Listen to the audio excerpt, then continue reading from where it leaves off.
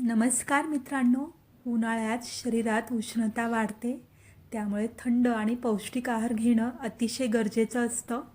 आयुर्वेदानुसार या ऋतूमध्ये हलका, पचनास सोपा आणि थंडावा देणारा आहार घेणं अतिशय फायदेशीर ठरतं. तर मग पाहूयात ग्रीष्म ऋतूतील उत्तम आयुर्वेदिक आहार. 1. पाणी आणि सरबत. तांदळाची पेज, बेलाचं सरबत, आंब्याचे पने, साखर, लिंबू पाणी शरीराला हायड्रेट ठेवतात. त्याच्यामध्ये कोकम पण घ्या बरं का. दुसरं आहे फळं आणि भाज्या.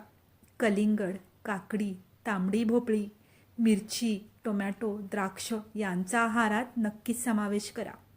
तिसरं आहे दूध आणि तूप. थंड ताक, गाईचं दूध आणि साजूक तूप उष्णतेपासून संरक्षण करतात.